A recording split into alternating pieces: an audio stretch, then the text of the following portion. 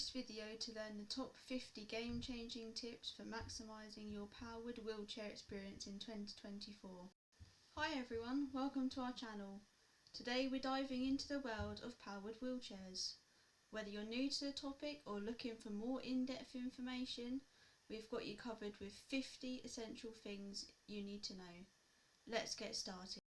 First up, let's talk about the different classifications of powered wheelchairs. First off, we have indoor powered wheelchairs.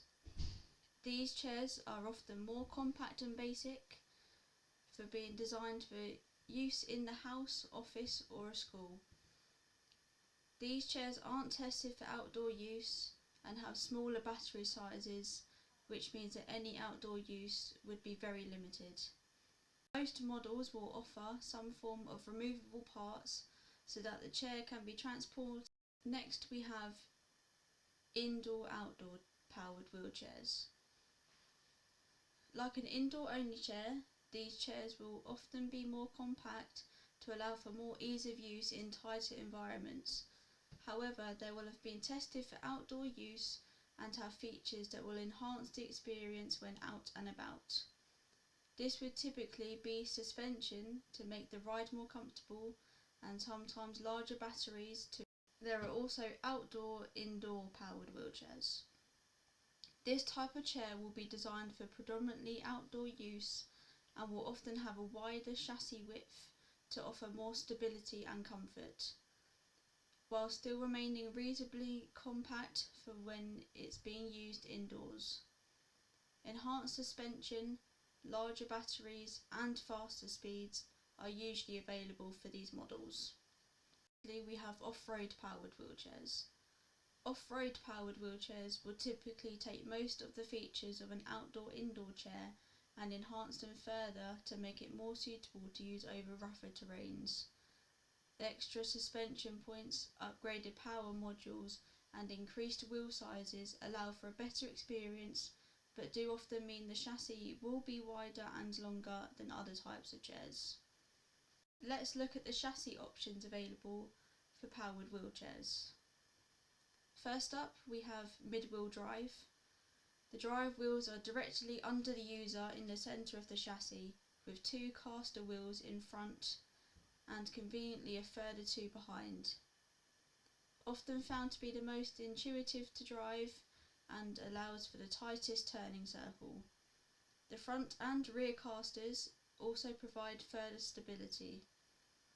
In some instances, when using on uneven terrain or steep ramps, the front or rear casters can cause the drive wheel to lift off the ground.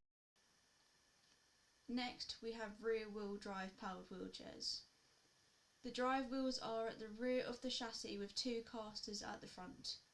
This offers a very stable base and straight-line driving, particularly at higher speeds. In some indoor environments, this may not be the best option as it has the largest turning circle when fitted with swing-away leg rests. The drive wheels are at the front of the chassis with two casters at the rear. Having larger wheels at the front can offer much smoother obstacle climbing and also copes better if there is more weight distributed towards the front of the chair. With the majority of the chair behind the user, it can take a longer time for finding the drive as intuitive as the other options. Modern gyro technology has meant you can now have a front wheel drive chair that feels very stable to drive. Now let's talk about chassis sizes and suspension types. First, I'm going to talk about width. There are a variety of chassis widths available for power chairs and a number of factors to be considered. Firstly, where the chair will be used predominantly and whether there are any width restrictions, like width of doorways. Things like battery size, seat width and drive wheel size can also be a deciding factor on how compact or how large a chassis might be. The length of a power chair can vary to some degree. Most chassis will have a similar overall length due to how stable they need to be. The one thing that can change the overall length is the style and angle of leg rests required. The first type of suspension I'll cover is gas spring or shock absorbers. Designed to limit shock and withstand external forces, they give benefits when climbing or descending large curbs. They also offer a stiffer ride experience. The benefits are lost though if gas leaks from the cylinder, and they can be expensive to replace. They can also be very noisy as there are many moving parts. The other type of suspension is rubber. The rubber absorbs both shock from larger obstacles and vibration from everyday uneven terrain. It offers a much quieter and smoother ride. However, they can be more limited for descending large curbs or mid-wheel drive power chairs. Let's move on to weights and capacities. First, I'm going to talk about product weight. Conventional chairs can weigh anywhere between 80 and 200 kilograms. The weight of the chair should be considered if the chair is hoisted into a vehicle or needs to be used in domestic lifts. Next, I'll speak about options. Chair weight is ultimately governed by the selection of options. Heaviest component tends to be the batteries, depending on the capacity selected. Powered seating options such as lift and tilt quickly add weight, and complex or rehab seating can be surprisingly heavy as well. Lastly, I will talk about user weight. Generally, chair weight capacity is linked to the chair's size. Smaller chairs can have a max user weight around 100 kilograms.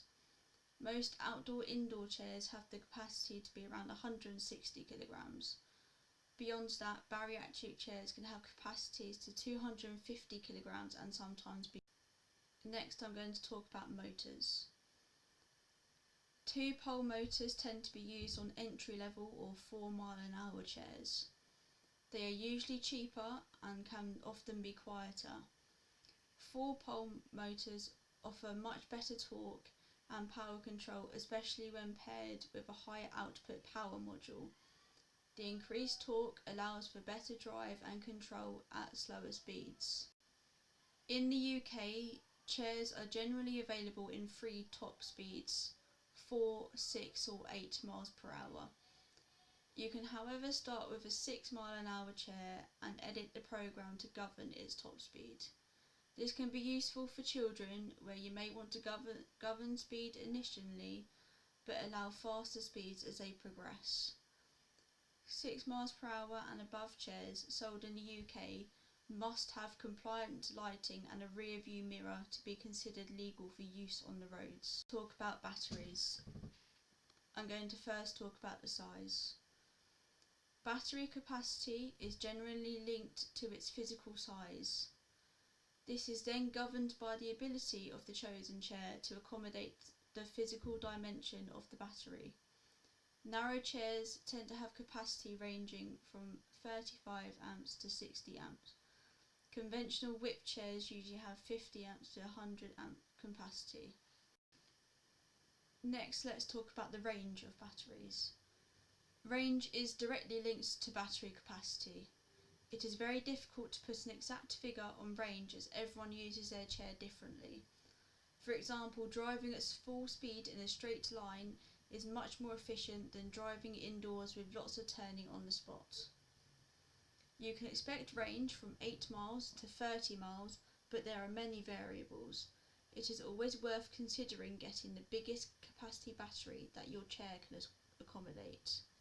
Next, let's talk about the weight of batteries. Batteries vary in weight, with lower capacity weighing less than those with a higher capacity. Higher quality batteries also weigh more than lower quality.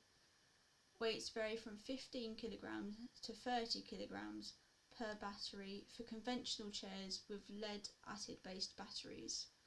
Chairs that are designed to be folded or easily transported tend to have a lower weight and capacity in removable battery boxes for easy storage. Lastly, let's talk about charging. For lead acid-based batteries, you should consider charging as often as possible if your chair is in regular use. Your batteries will last much longer if you keep the depth of discharge as low as possible. When heavily discharged, the lead plates inside the battery can be irreversibly damaged, shortening both daily range and also lifetime of the battery.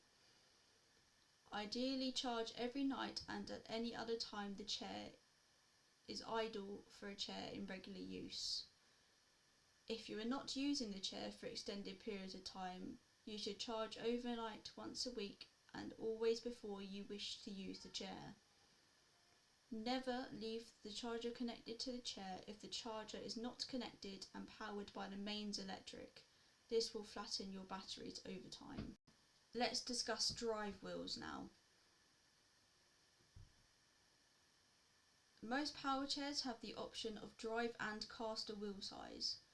Generally, the smaller wheel allows a lower seat to floor height and narrower chair width. Larger wheels are usually better at climbing obstacles and cushioning the ride of the chair. The first type of tyre I will talk about is air. Air-filled or pneumatic tyres offer the best combination of performance and comfort, but they are at risk of punctures or porous inner tubes. Regular pressure checks are essential to get the benefits. Pneumatic tyres most often found on manual active chairs where their lighter weight is important. Tyre sealant can be added to minimise risk of being stranded with a puncture. Of tyres is solid. Solid tyres often look the same as their pneumatic counterparts, but are usually filled with a polyurethane foam compound. This means that the tyres cannot be punctured, but they are inherently heavier and offer a firmer ride over pneumatic tyres. Generally, the most common choice on power chairs, due to the heavier weight of the chair and the problems a puncture on a power chair could cause the user. Next, let's talk about electronics and controls. First, I'll cover basic controls. Basic controls are usually found on lower specification chairs.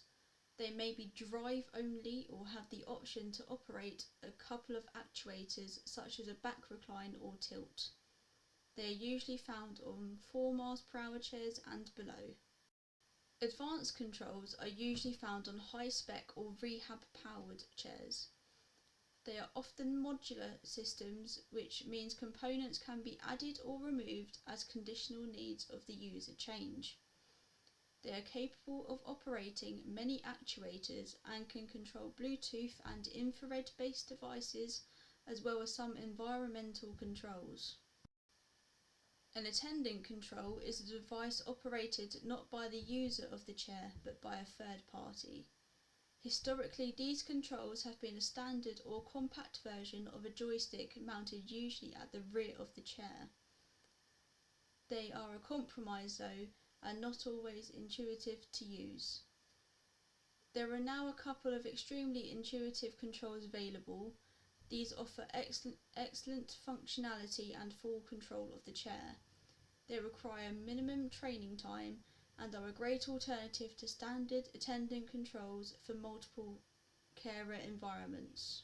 Let's speak about special controls. Special controls is a wide-ranging term. Any device that isn't a standard joystick tends to fit under the umbrella. It could be a low-force, low-throw joystick for a user with a condition such as motor neurone disease, or perhaps a head control system for a user that has suffered a spinal cord injury. With vast amounts of options, it is possible to be very open-minded, and it is always possible to create a solution for a user to operate their chair if cognitive abilities allow. Now, let's discuss power modules. Best thought of as the brain of the chair, in the same way that a car has an engine control unit. The power module converts the commands of the input device and translates that into movement at the motors. Available in various power outputs depending on the needs of the user. While you may find other modules on chairs, all chairs will need some variation of a power module. Another type of module is the gyro module.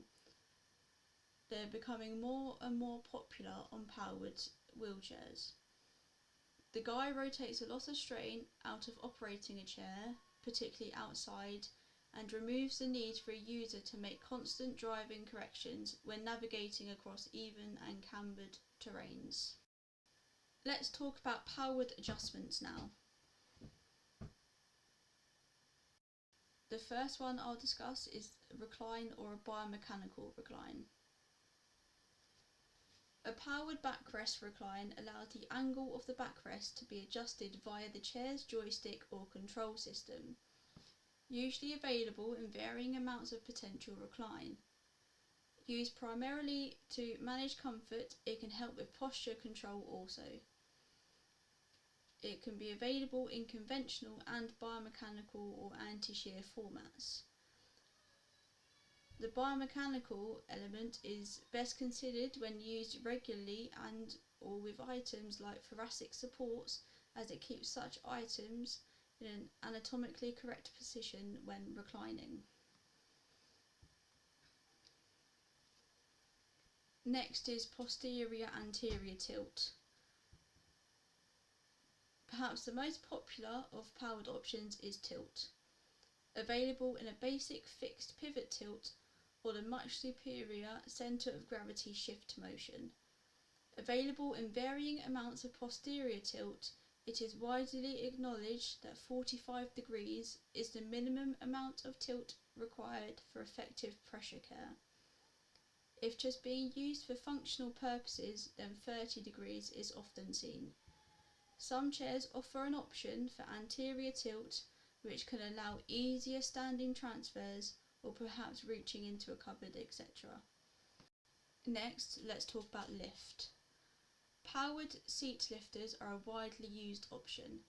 Usually offering up to 30 centimetres of vertical lift, it offers great social interaction benefits, but also great functional possibilities, especially when living an independent life.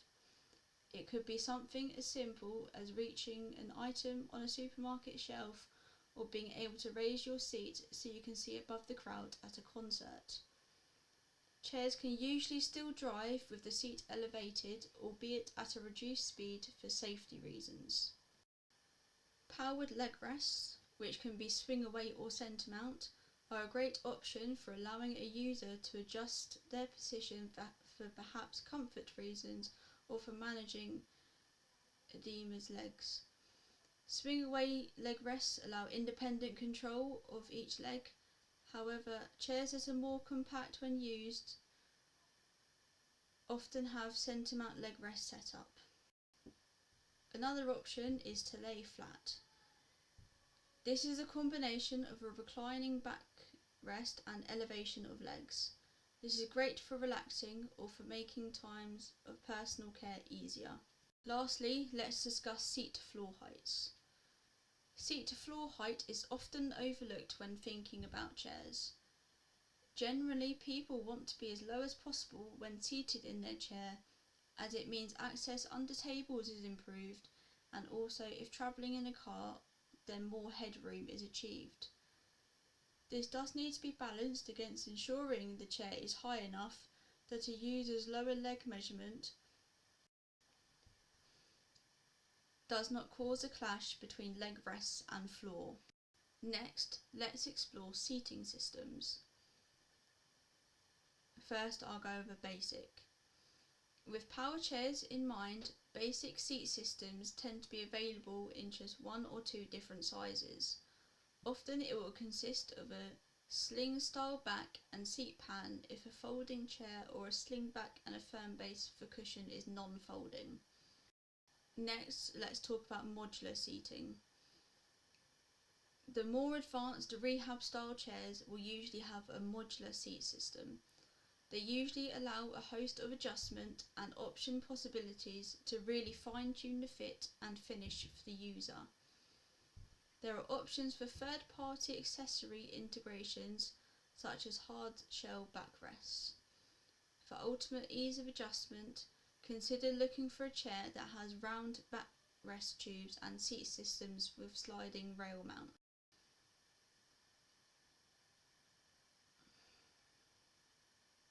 Another type of seating system is moulded seats. For those users with complex seating or postural needs, then moulded seating may fit the bill. Custom made and shaped with advanced technology, a very bespoke fit can be achieved to really support a user.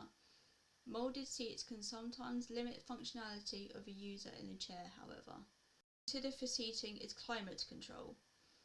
When spending several hours or more in the same seat, the effects of moisture on the skin surface should be considered.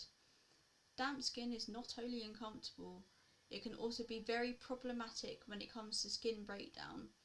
You should consider a system that circulates air across the surface of the skin to prevent any issues. Let's talk about belts and harnesses. There are various belts, harnesses and other postural support items available. These are best discovered as part of a full assessment as the options are vast. There are also bespoke options available. First, let's talk about mounts. There are various mounting solutions that are available for items such as communication aids, mobile phones, etc.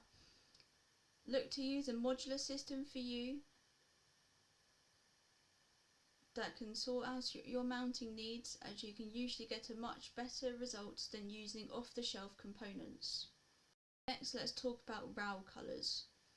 Most chairs are available in a range of standard colours, but some manufacturers will allow you to choose an option of a custom colour on your power chair if you specify which colour you wish to have on your chair. Lastly, let's talk about hydro dipping. For those that want to express themselves further or add extra flair to the chair, you could consider hydro dipping. There are some amazing patterns available, and the main limitation is your imagination. Let's talk about the overall weight considerations. The first is chair weight.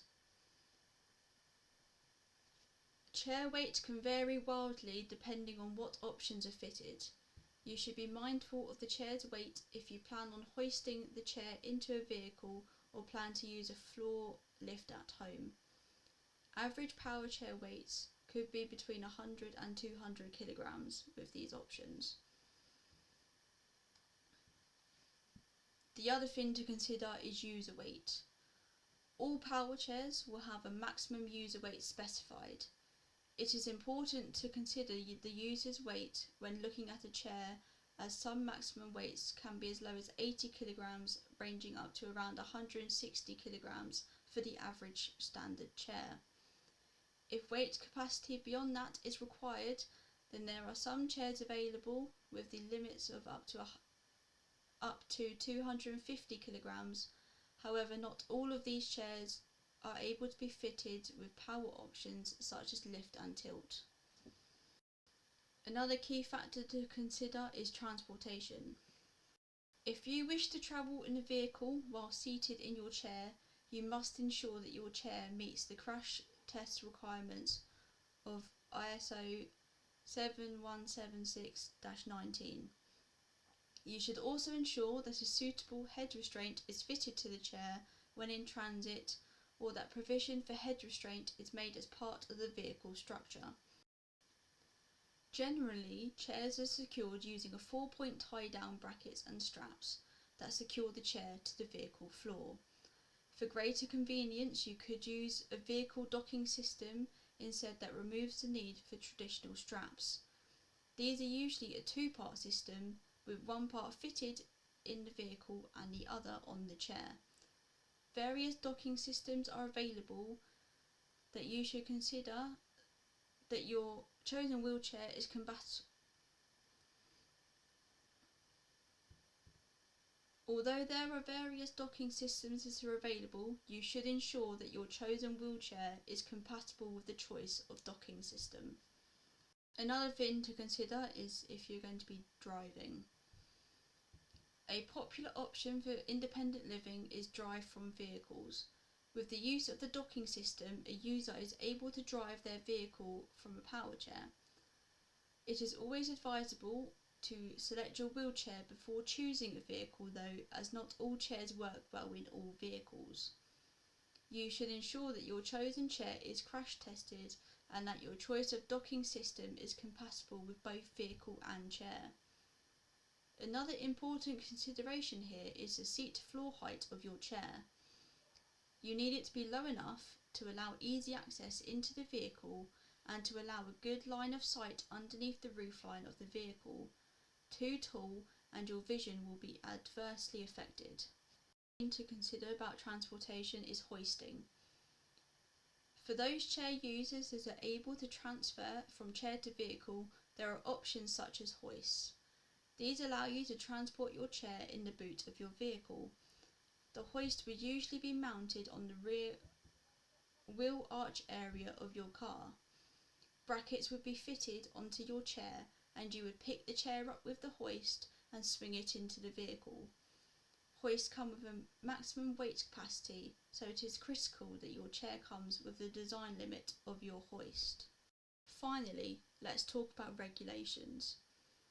If your powered wheelchair is capable of travelling over 4 miles per hour, you should ensure it is fitted with lights, indicators, rear view mirror and a horn, which is usually a button on the joystick. Your chair should also be registered with the DVLA as it is a road-going vehicle. And there you have it, 50 essential things you need to know about powered wheelchairs. We hope this guide helps you make an informed decision. If you found this video helpful, please like, comment and subscribe for more content like this. Thanks for watching.